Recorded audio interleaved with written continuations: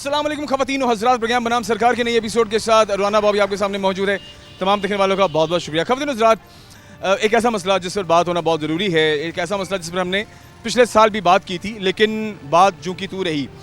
बात हम करते हैं रोटी के रेट पर, बात हम करते हैं इस कारोबार से रिलेटेड लोगों के हवाले से।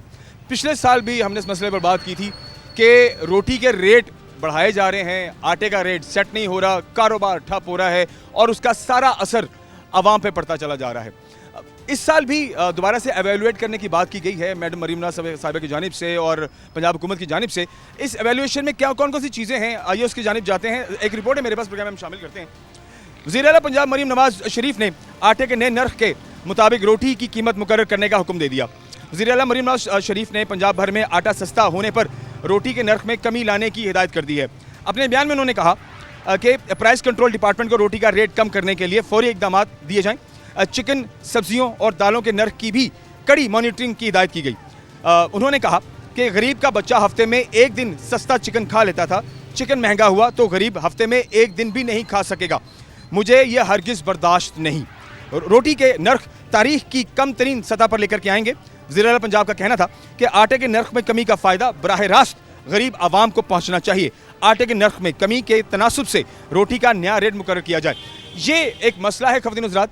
रेट बिल्कुल कम होना चाहिए, आवाम को रिलीफ मिलना चाहिए, रोटी सस्ती होनी चाहिए, लेकिन क्या बाकी चीज़ों में कमी लाई जा रही है? क्या बिजली के रेट्स को कम किया जा रहा है? क्या आटे के रेट में कमी की जा रही है?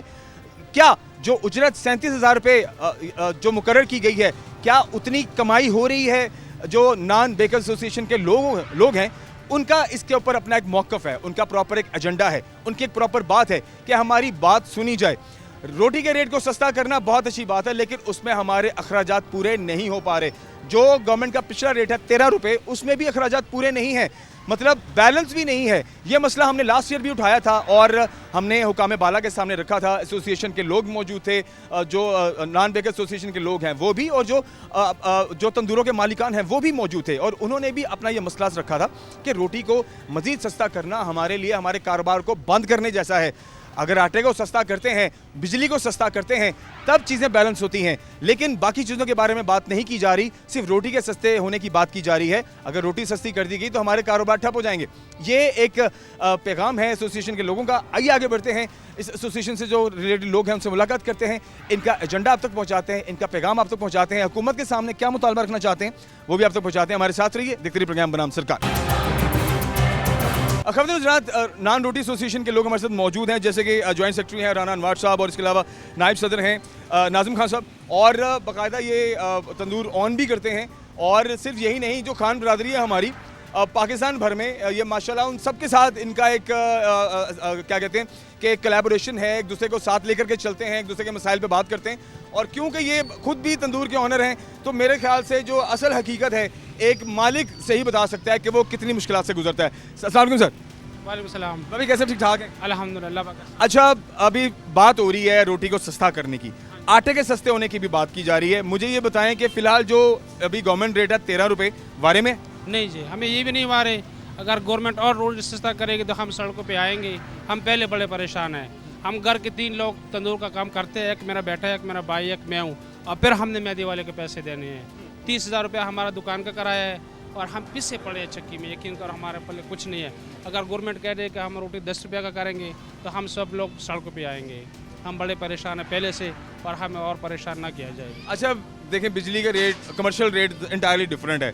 अभी आपको जो बिजली का बिल आ रहा है, क्योंकि अब मौसम गर्मा आ गया है, आपने फ्रीजर सीजर भी रखे हुए मैं देख रहा हूँ, और आपके बंदे भी काम कर रहे हैं, तो अभी जो रोटी का रेट है वो आपको कितने का पड़ता है? हम 13 रुपये की बात नहीं करते। वैसा हमें आटे के बगैर हमें रोटी 10.5 रुपये का पड़ती है, अगर हम आटा मूल नहीं लेंगे। अब रोटी की बात ही नहीं करते, मतलब रोटी के अलावा जो आपका रेट फी रोटी पड़ रहा है वो 10.5 रुपये पड़ रहा है। बिल्कुल जी, बिल्कुल ऐसे ही है। सिलेंडर महंगे है, कारीगर महंगे है, जो रोटी लगाने वाला है उसका 1700 रुपये दिहाड़ी है, और 30,000 रुपये दुकान का किराया है, 13,000 रुपये का सिलेंडर है एक, और हर चीज़ महंगी है। बिजली महंगे है, गैस महंगे है, कारीगर महंगे है। हमारे पास 4 लड़के काम करते हैं, हर लड़के का 37,000 रुपये किराया अपना तनख्वाह है महीने का। हाँ, वो देनी देनी। अच्छा, पिछले साल तो 37,000 रुपये में बड़ा रोना रोई अवाम कि 37,000 नहीं मिल रहा, 37,000 नहीं मिल रहा। इस बार चेकिंग हो रही है बाकायदा, और आप अपने मुलाजिमों को 37,000 रुपये दे रहे हैं? जी जी बिल्कुल, हमारे इस पर चलान हुए हैं। लोग हमारे पास आके चलान करके गए हमारा, जो लड़का कहता है हमारा 20,000 तनख्वाह है या 22,000 तनख्वाह है, तो हमारा चलान करके गया 20,000 रुपया कि आप क्यों कम तनख्वाह देते हो।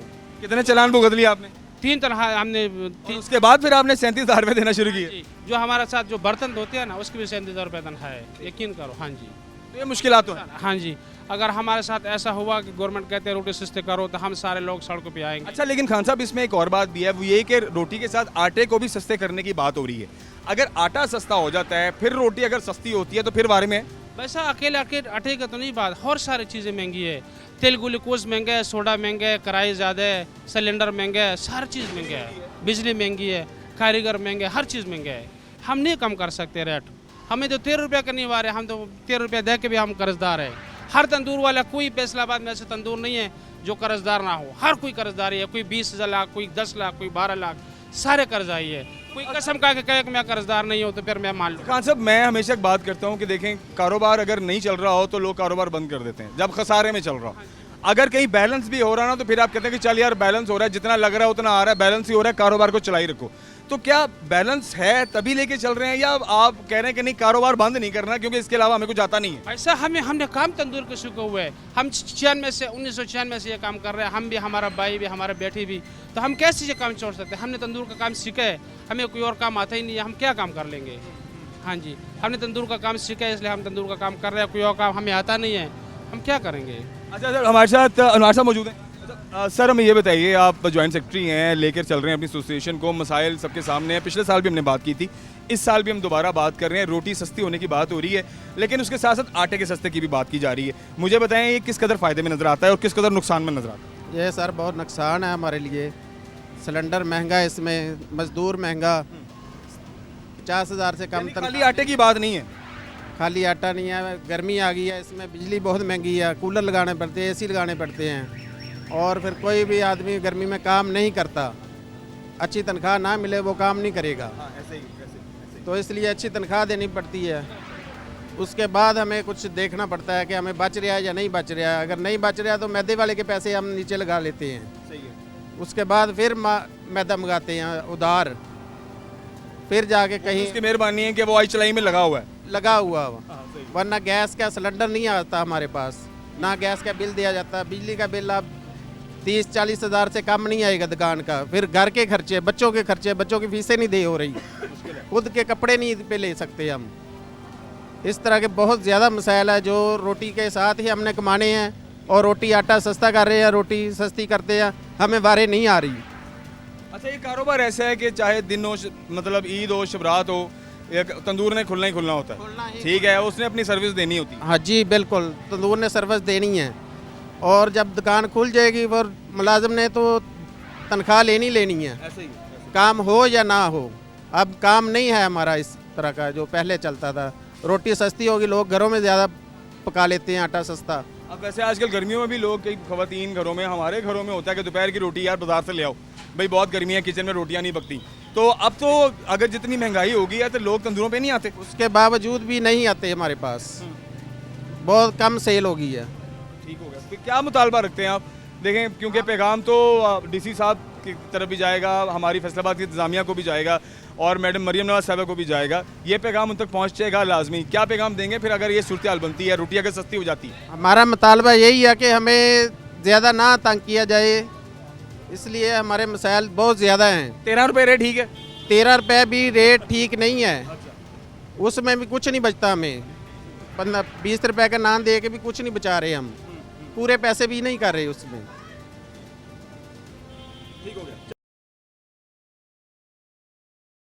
ज़्यादा अवैस मसद मौजूद हैं, और आप भी क्योंकि ओन करते हैं तंदूर को। अवैस, आप बड़ी यंग एज में हैं, तो आपने ये कारोबार को क्यों चुना जब ये कारोबार खसारे में जा रहा है? देखें, पहली बात तो मैं ये करना चाहता हूँ कि एक टिक्की पैक जो बिस्किट है ना, उसकी कीमत 40 रुपये है, और एक तंदूर वाली जो रोटी है उसकी कीमत 13 रुपये है। क्यों? रोटी की निस्बत बिस्किट में कम आटा या मैदा इस्तेमाल होता है, तो उनको कोई पूछने वाला नहीं है। पिज़्ज़ा हम लार्ज खाने जाते हैं 2600, 2500, 2000 यहाँ पे कीमत है, उससे हमारा पेट नहीं भरता। रोटी से हमारा पेट भरता है, और रोटी के जो चलान आते हैं रेट की वजह से वो किए जा रहे हैं। अगर हम गवर्नमेंट की मान कर उनके रेट के मुताबिक हम अपना रेट रखते हैं, फिर भी हमारा चलान करते हैं। वो किस वजह से करते हैं? हम शॉपर इस्तेमाल कर रहे हैं। भाई शॉपर वालों को भी पूछें, कोई तो पूछे ना। देखें, आटे का रेट कम करने से हमारे जो मसाइल हैं वो हल नहीं होंगे। इसकी निस्बत सिलेंडर के रेट भी कम किए जाएं और बिजली के रेट भी कम किए जाएं। हमारे किराए बहुत ज़्यादा हैं, हमारी लेबर के अखराजात बहुत ज़्यादा हैं। अब तो 37,000 फिक्स कर दी गई है ना कि आपने मजदूर को या अपनी लेबर को 37 देना ही देना है। देखिए, हम अगर 37,000 से कम वाला जो वर्कर है वो हम अपने पास रखते हैं ना, तो हम उसके साथ हमारा गुजारा नहीं होता।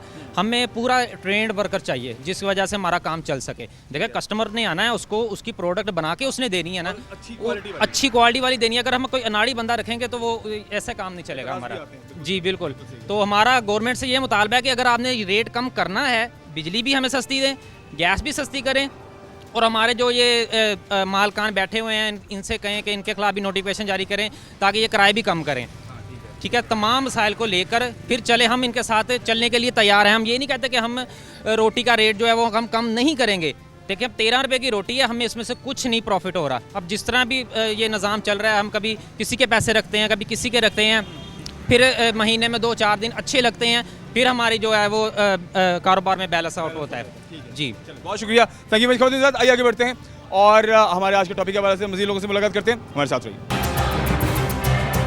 ख़वातीन और हज़रात, पिछले साल भी हमने इस पर भरपूर बात की थी और इस मसले को हमने हमारी जितनी हुकाम बाला है उसके सामने भी रखा था कि इसका हल बहुत ज़रूरी है। रोटी महंगी, आटा सस्ता, ये मंतक आज तक समझ में नहीं आई। कई साल गुजर गए इस मसले को सामने रखते हुए, इस पर बात करते हुए, लेकिन मुझे नहीं समझ आ रही कि इंतज़ामिया क्यों खामोश है, क्यों पंजाब गवर्नमेंट इस मामले को सीरियसली नहीं ले रही।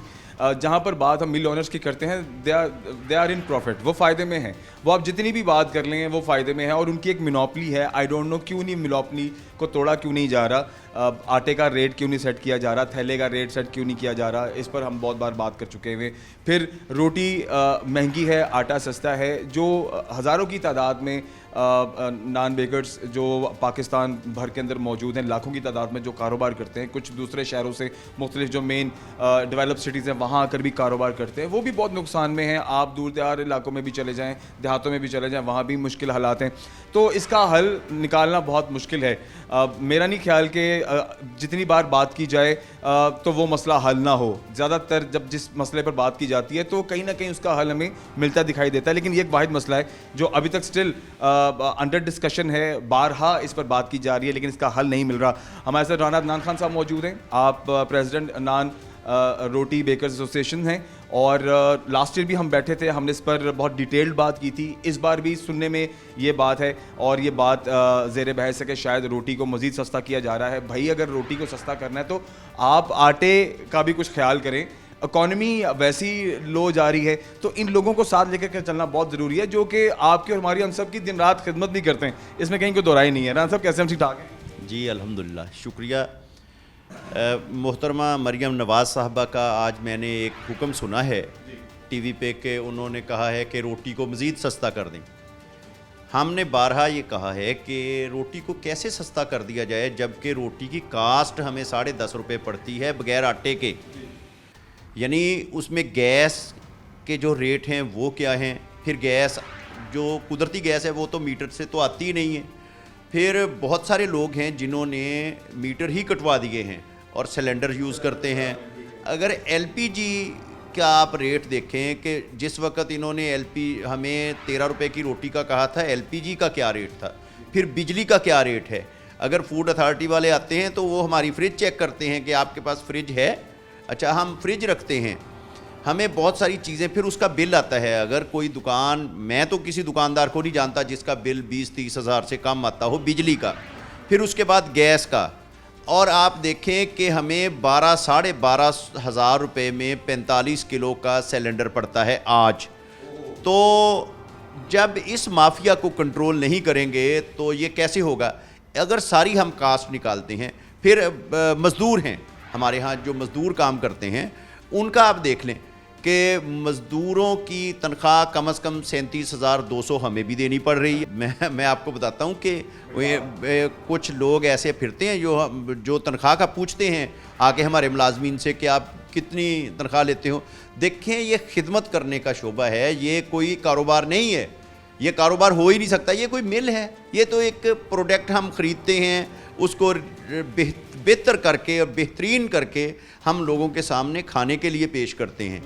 और अगर आप नान का रेट देखें, नान एक लग्जरी आइटम है, तो नान हमें 25 रुपये से कम वारे ही नहीं पड़ता, और रोटी हमें कम से कम 20 रुपये से कम होनी ही नहीं चाहिए। 100 ग्राम रोटी का रेट 20 रुपये होना चाहिए। अभी आप 13 रुपए की देते हैं रोटी, तो अभी ठीक है, अभी गुजारे में। अभी 13 रुपये की रोटी दे रहे हैं तो हम 7 रुपये पल्ले से डाल रहे हैं। सर कारोबार कैसे चल रहा है? कारोबार नहीं चल रहा, कारोबार तो ख़त्म हो गया है। फिर बहुत सारे लोगों ने गंदम खरीद के घरों मैं में। राना साहब एक चीज़ इसमें ऐड करूंगा, वो ये कि देखें, एक तो चीज़ जब एक बैलेंस हो ना, कहते हैं ना वारे में हो ना नुकसान में हो ना फ़ायदे में हो, तो फिर भी अगर बैलेंस भी चल रहा हो तो कारोबार चलता रहता है। लेकिन जब खसारे में कारोबार चल रहा हो तो फिर तो वो सर्वाइव कर ही नहीं सकता, तो कैसे सर्वाइवल हो रहा है? मैं आपको अपना बता देता हूँ कि पहले मेरे ऊपर मैदे का कर्ज था 8 लाख रुपया। अभी इन 6 माह में ये जब महंगाई ज़्यादा हुई है तो मेरे ऊपर वो कर्ज 16 लाख रुपया हो गया है। मैं कैसे, मैंने तो अपना कर्ज देख लिया है। फिर कोई सर्वाइवल नहीं हो रहा, कोई एक शोबे में भी हम, फिर मैंने बार बार कहता हूँ कि हम तो खिदमत करने का ये शोबा है और ये दौड़ जाएंगे सारे लोग। और एक और बात, राना साहब जी राना साहब एक चीज़ देखें, मैं कहता हूँ देखें खिदमत तो है, देखें कारोबार है, एट द एंड हम खिदमत को जरा साइड पे रखते हैं, हम कारोबार को देखते हैं। हर कारोबारी बंदा जब कारोबार करता है तो सबसे पहले वो अपना प्रॉफिट मार्जिन देखता है कि उसको किस कारोबार में उसको कितना प्रॉफिट मिल रहा है, ठीक है। अब उसके अंदर जो सर्विसेज होती हैं, अब देखें खिदमतकार तो आपका जो मोटरसाइकिल का जो मैकेनिक है, खिदमत तो वो भी आपकी मोटरसाइकिल की कर रहा है, आपकी सवारी को ठीक कर रहा है ना, ठीक है, आप उसको उसके पैसे दे रहे हैं, उसकी उजरत दे रहे हैं। तो ठीक उसी तरीके से अगर हम नान बेकर की बात भी करें तो यहाँ भी जो काम करने वाले लोग हैं, जाहिर है वो आपसे तनख्वाह लेते हैं, तनख्वाह लेकर वो अपनी सर्विसेज देते हैं। तो खिदमतगारी एज कंपेयर अगर हम बात करें तो बिल्कुल ठीक है, लेकिन इन दी एंड तो ये तो एक सर्विस है जो कि हर इदारा, हर कारोबार में काम करने वाले लोग देते हैं। देखें ये ऐसा कारोबार नहीं है, ना ही ये शुरू से ही नहीं रहा। ये खिदमत करने वाला शोबा इस लिहाज से है कि हम खाने के लिए लोगों को साफ़ सुथरी चीज़ देते हैं और ये ज़िंदगी के लिए ज़रूरी है खाना। फिर इसके बाद हमें जो सबसे बड़ा मसला है वो ये है कि जब आप मैदे के थैले पे रेट ही नहीं लिखते। अब अगर ये कहते हैं कि जी रोटी का रेट कम कर लें, तो मैदे के थैले पे, आटे के थैले पे रेट लिख के भी दें कि कितना रेट है। फिर मैं आपको बता भी देता हूँ कि 3000 रुपये का मन आटा उस दिन था जिस दिन मरियम नवाज़ साहबा ने रोटी 13 रुपये की थी, और उस वक़्त गैस सिलेंडर 6500 रुपये का था, 6400 रुपये, 6500 रुपये का गैस का सिलेंडर था 45 किलो का, और बिजली के रेट भी कम थे। अब सारी चीज़ों को आप मिला लें साथ, और मजदूरी भी कम थी, 800 रुपये, 1000 रुपये अब मजदूरी थी। अब ये सारा बदल गया सिनेरियो। 13 रुपये ठीक था? नहीं, उस वक़्त भी ठीक नहीं था, लेकिन वो ज़बरदस्ती करके, चालान करके, लोगों के बहुत स्ट्रेस करके वो हमें यहाँ पे लाए गए।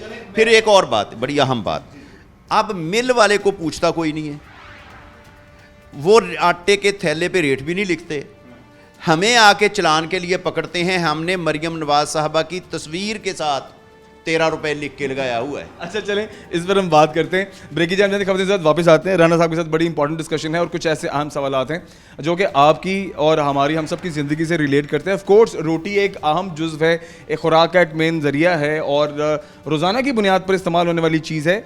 इस पर यह गुफ्तगू होना बहुत ज़रूरी है ताकि कारोबार भी चलता रहे और हमें भी खाने पीने के लिए साफ़ चीज़ें मिलती रहें। ब्रेक की जाने जाते वापस आते हैं, हमारे साथ रहिए। हम वापस आ चुके हैं, बहुत शुक्रिया आप लोग हमारे साथ हैं। अच्छा जी राना साहब, आप कंटिन्यू करें। आपने बात की थी कि आपने जो मरियम नवाज़ साहबा की तस्वीर उसके साथ 13 रुपये लिख कर लगाया है, ऐसा क्यों?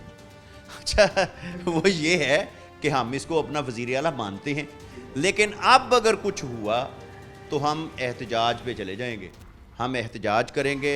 हमारी डीसी साहब से रिक्वेस्ट है कि हमें ऑन बोर्ड लिया जाए, यानी नान रोटी पकाने वालों को, होटल वालों को ऑन बोर्ड लिया जाए, हमारे साथ मुशावरत की जाए कि हमारे मसाइल क्या हैं।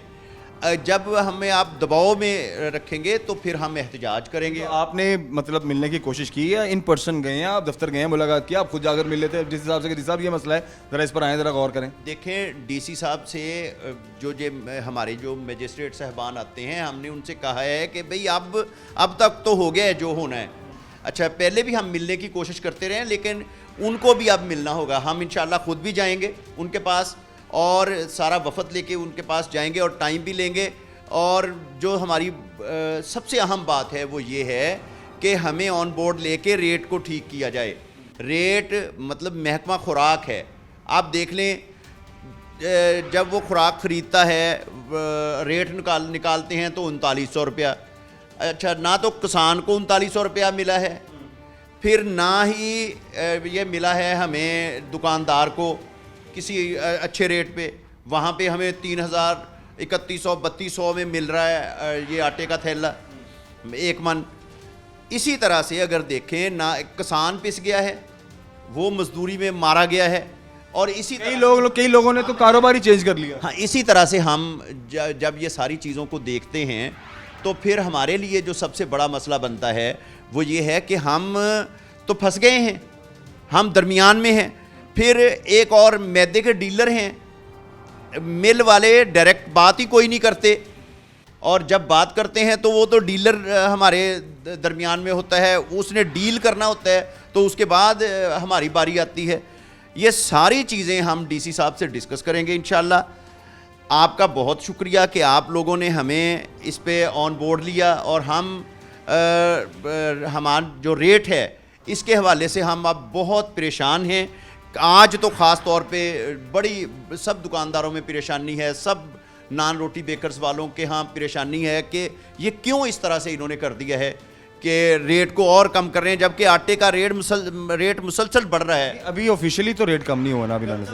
गंदम मिल वालों ने अभी मैं जानना चाहूँगा, किया है कि जी अभी मुझे दें करके। हाँ, यानी अभी हुक्म सादर नहीं हुआ। अभी तो हमने तस्वीर लगाई हुई है ना 13 रुपए वाली, लेकिन अगर अब चलान हुए, अब हमें कोई मसला हुआ, हम चाहते हैं कि रेट को ज़्यादा किया जाए, ना कि रेट कम किया जाए, रोटी का रेट ज़्यादा किया जाए। अच्छा सर, देखिए अगर रेट बढ़ा दिया जाता है, मैं एक बात करूंगा आम आदमी के लिए। देखें बाज़ार से रोटी, कई लोग ऐसे हैं जो दोपहर में काम करते हैं, बाज़ारों में काम करते हैं, मार्केट्स में काम करते हैं, ठीक है, उनकी उजरत इतनी ज़्यादा नहीं भी होती। अब अगर रोटी बढ़ती है, उसका रेट बढ़ता है, तो उसका इफेक्ट खरीदार पर तो पड़ेगा कि नहीं पड़ेगा? बिल्कुल पढ़ना है। देखें बात यह है, उससे अगर खरीदार आपके पास नहीं आएगा तो फिर तो और मसला होगा। अच्छा, खरीदार वाकई नहीं आ रहा, खरीदार अब वाकई नहीं आ रहा, बहुत कम खरीदारी हो गई है, रोटी खरीदने के लिए लोग नहीं आ रहे, अब ज़्यादातर लोग घरों में रोटी पकाते हैं। अच्छा, ये जो इफ़ेक्ट पड़ा है ना हमारे काम पे, हमारी सर्विस पे, वो ये है कि हमारे तो घरों के खुद से चूल्हे ठंडे हो गए हैं, गरीब लोग हैं सारे और मज़ीद गुर्बत की तरफ जा रहे हैं।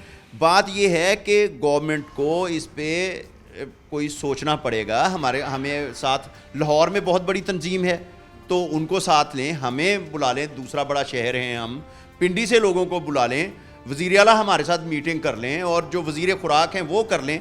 किसान को रेट नहीं मिलता उसकी पैदावार का, और हमें रेट नहीं मिलता हमारी सर्विस का, ठीक है। दरमियान में आ गया है मिल वाला, तो मिल वाला तो जनाब 1800 रुपये में ख़रीद के बैठा है कनक, ये गंदम जो है ना 1800 रुपये में उसने ख़रीद ली है 6 महीने साल की, उसने तो 2200 रुपये में ख़रीदी हुई है। अब उसका जो सारा मुनाफा है वो तो लेके जा रहा है एक तीसरा बंदा। फिर एक और बात बड़ी अहम है कि जाहिर है ये मिलों वाले भी सारे हुक्मरान ही होते हैं, तो फिर तो ये हुक्मरानों के घरों में जा रहा है।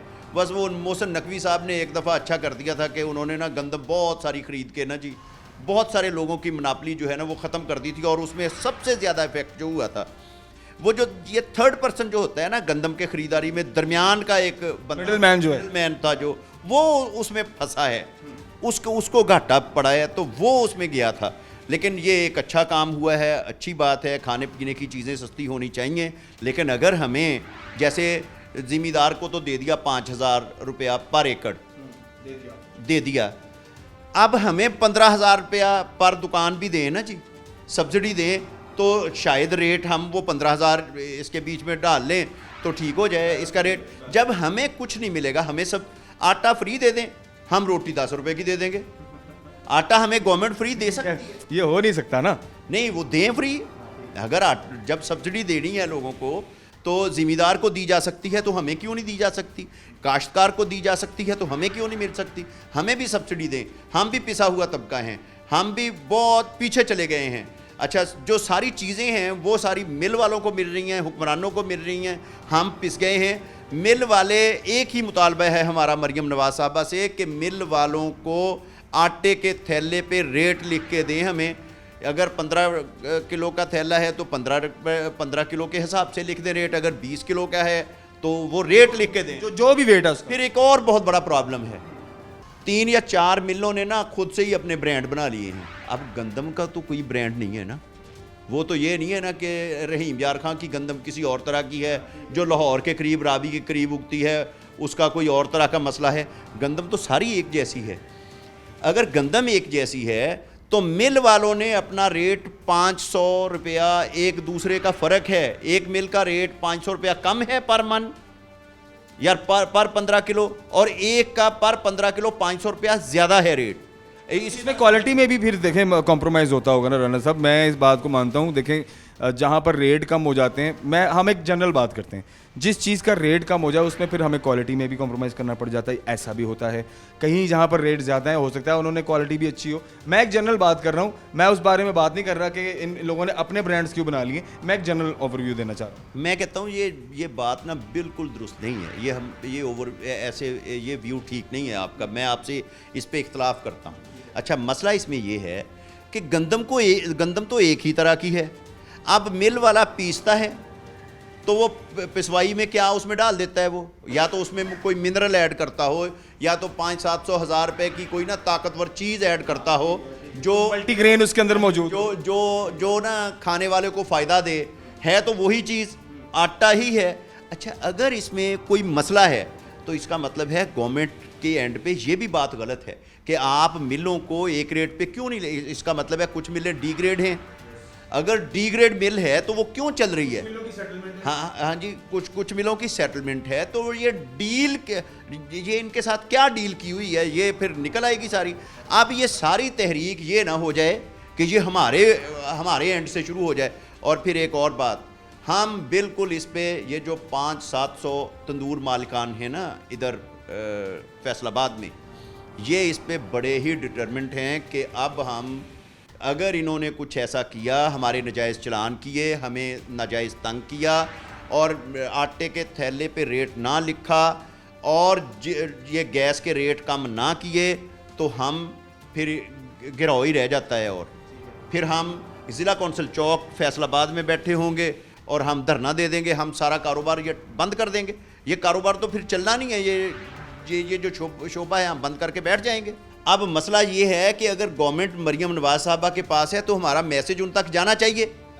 अगर उनके अफसरान अब उस पर इम्प्लीमेंटेशन नहीं करवा रहे, काम वो सही नहीं कर रहे, तो ये गवर्नमेंट के एंड पे है, या फिर हुकूमत हमें दे दें, फिर हम आपको ठीक करके दे देंगे। चले इन दी एंड हम ब्रेक की जाने जाते हैं। राना साहब, आप मुझे अपना एजेंडा बता दें कि देखें रोटी सस्ती होने की फिर से आप जैसे कि आप बात कर रहे हैं कि नोटिस जारी हुआ है कि जी अब दोबारा से जो मेजर्स चीज़ें करके बताएं क्या सूरत चल रही है। रोटी अगर सस्ती हो जाती है, इन केस अगर हो जाती है, तो फिर आप क्या पैगाम हुकूमत पंजाब को और हुकूमत वक्त को देना चाहेंगे? ये हुकूमत वक्त के लिए हमारा एक ही पैगाम है कि किसी सूरत हमारे शोबे को ना पीसा जाए। ये हमें चक्की में डाल रहे हैं, गंदम चक्की में नहीं होगी, बल्कि ये हम गरीब लोग चक्की में होंगे। हमारे बच्चे असल में अब पूछ लें हमसे कि हमारे बच्चे स्कूलों में भी जाते हैं या फीसें उनकी पूरी हम दे सकें, हम मुलाजमों की चीज़ें पूरी करें, मुलाजमों की तनख्वाह पूरी करें या अपने घर कुछ लेके जाएं। किसी सूरत में हम इस कम रेट को कबूल नहीं करेंगे। एक ही मैसेज है, हुकूमत इस पे हमें ऑन बोर्ड ले। आटे का रेट कम नहीं हुआ, बिजली का रेट कम नहीं हुआ, फिर गैस का रेट कम नहीं हुआ, मज़दूरों की तनख्वाहें कम नहीं हुई, ज़्यादा हुई हैं, तो हमारे साथ ये जुल्म ना किया जाए। बाकी मेडिसिन के शोबे को देख लें, उनके रेट कहाँ गए हैं, वो 500% बढ़ा के बैठे हैं। हमें हमारे लिए कम किया जा रहा है, हमारे लिए कम किया जा रहा है, बाकी सारे शोबों में रेट ऊपर जा रहे हैं। उनका भी देख लें, मेडिसिन खुराक की तरह इस्तेमाल होती है अब इस मुल्क में, तो ये क्या कर रहे हैं सारा कुछ। और बहुत सारी चीज़ों के मैं गिनवा सकता हूँ। बिजली का रेट अब फिक्स कर दिया है जी, 1000 रुपया हर मीटर कमर्शियल मीटर पे लग के आ रहा है, तो हम तो वो अफोर्ड नहीं करते। आप पूरे पाकिस्तान में जो कमर्शियल मीटर हैं उनकी तादाद गिन लें तो ये कितने अरबों खरबों रुपया इकट्ठा कर लिया है। इसी तरह पे गैस पे जो इन्होंने किया है उसकी सिक्योरिटी और उसका फिक्स रेट कर दिया है। भाई खुदा रहा, आटे के थैले पे रेट भी लिख दो, फिर ठीक हो जाएगा ये मामला। अगर ये नहीं करेंगे तो इंशाल्लाह फिर हम एहतजाज करेंगे, हम इनके खिलाफ बज़ामत करेंगे। हमारे में तो ये वारे है ही नहीं है कि हम जो हमें घर में 10.5 रुपये की रोटी पड़ती हो वो हम 10 रुपये या 12 रुपये में हम बेचें, आटे के बगैर हमें 10 रुपये की पड़ रही है, क्या करें हम इस पे? Thank you. आपके पैगाम का खुद ब्रेक जाम जाते हैं, वापस आते हैं। और भी इस एसोसिएशन से रिलेटेड लोग मौजूद हैं, उनके अपने अपने कंसर्न से आपसे शेयर करते हैं हमारे साथ।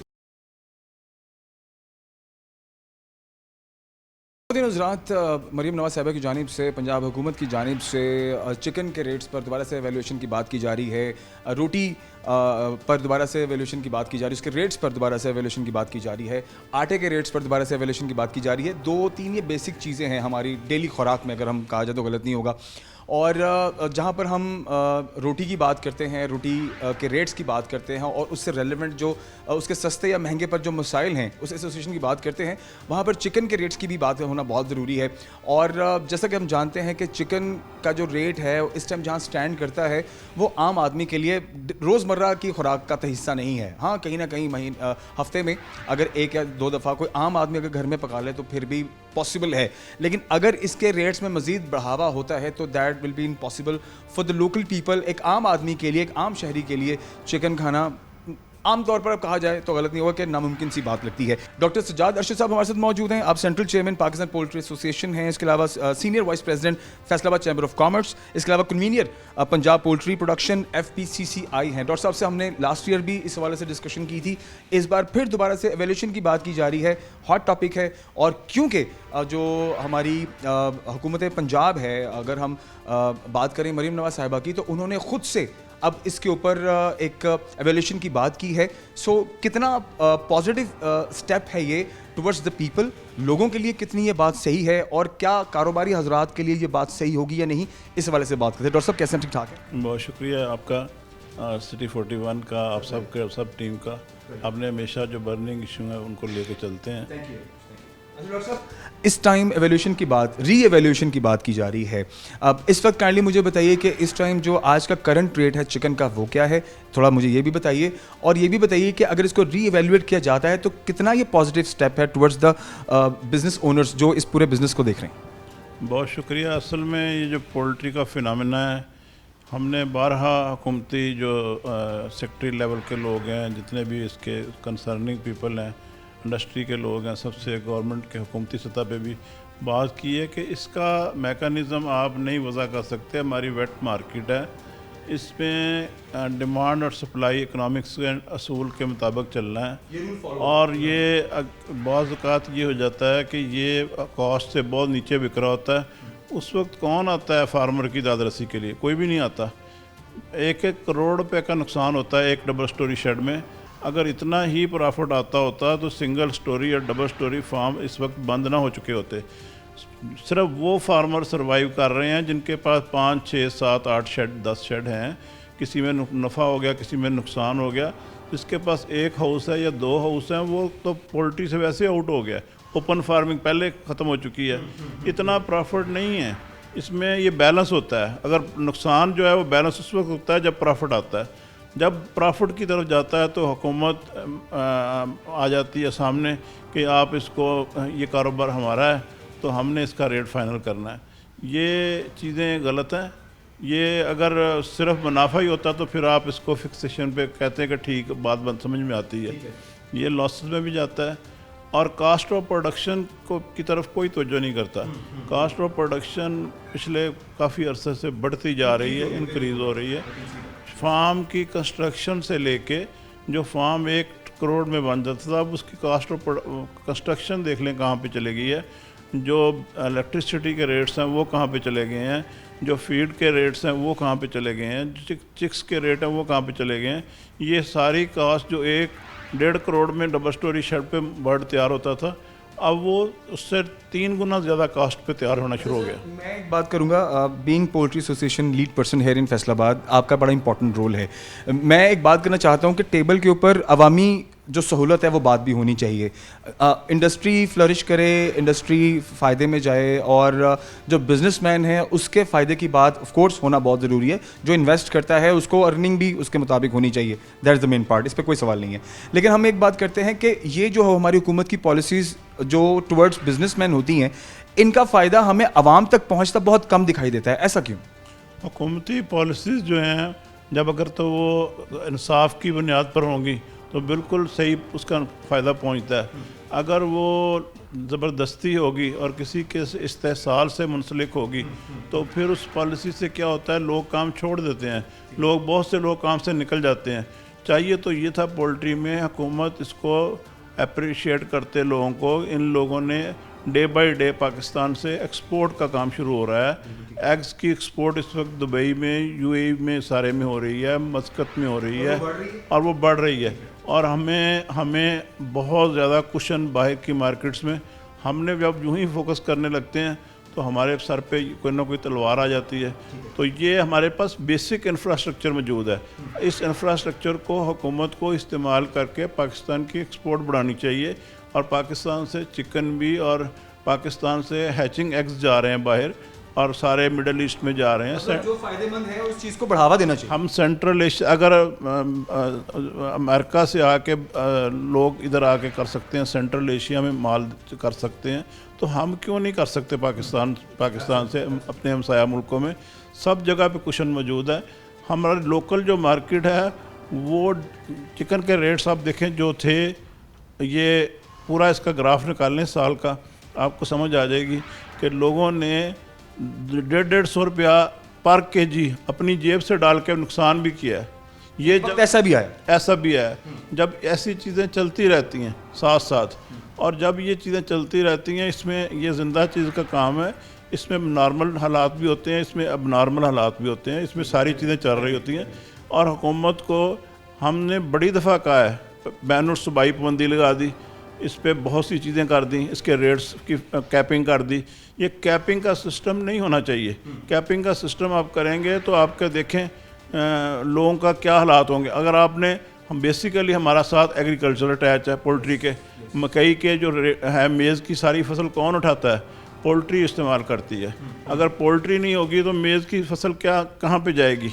और जो फार्मर है वो किसी भी मद में है, एग्रीकल्चर फार्मर है तो उसने 1800 रुपये में पिछले साल इसी सीज़न की मकई बेची, और अब जो हमारा पोल्ट्री फार्मर है वो अब 2800 रुपये मकई वाली यूज़ कर रहा है।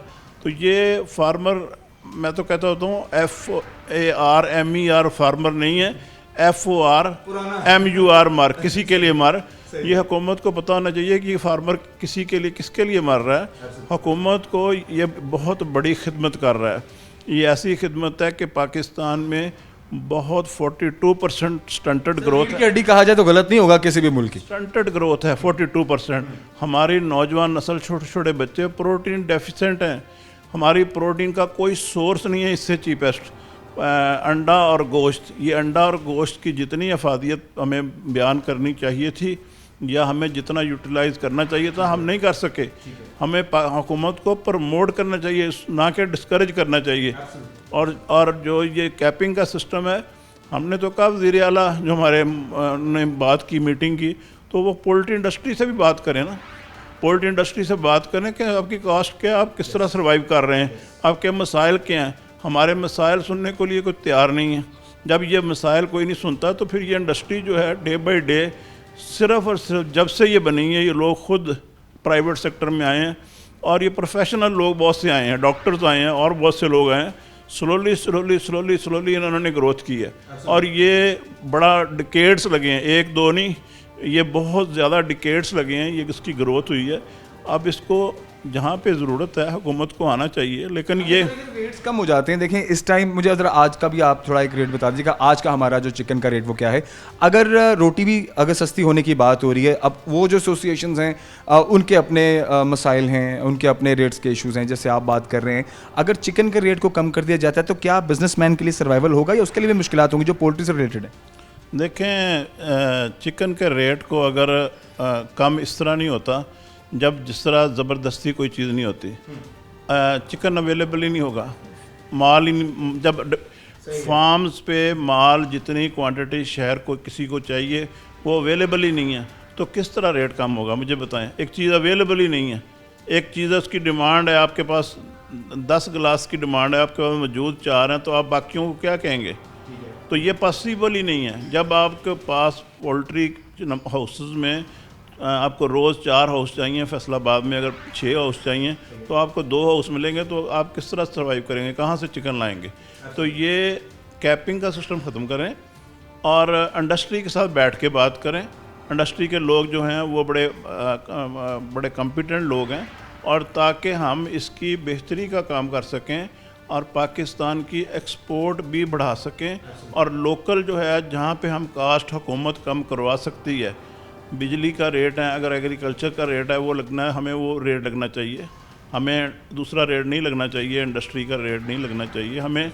हमें चीज़ें जो हैं एग्रीकल्चर बेस्ड, ये एग्रीकल्चर में आती है बेसिकली, तो हमें वो चीज़ें अडॉप्ट करनी चाहिए जिसमें इस इंडस्ट्री को हुकूमत जो कर सकती है, हुकूमत को करना चाहिए कंपनसेट, और जहाँ पे हुकूमत नहीं कर सकती, जो चीज़ें लोग खुद कर सकते हैं, लोग खुद कर रहे हैं, और बड़ा ही इस कोशिश में हैं कि ताकि हम लोग सस्ते से सस्ता प्रोटीन दें, आवाम भी खाए, मुल्क का भी फ़ायदा हो, सेहतमंद कौम जन्म दे। Thank you very much sir for your precious time. ख़वातीन हज़रात, आज के प्रोग्राम को ख़त्म करते हैं। हमारे साथ डॉक्टर सज्जाद अरशद साहब रहे, आप senior chairman Pakistan poultry association. बड़ी काम की और पते की बात की गई है।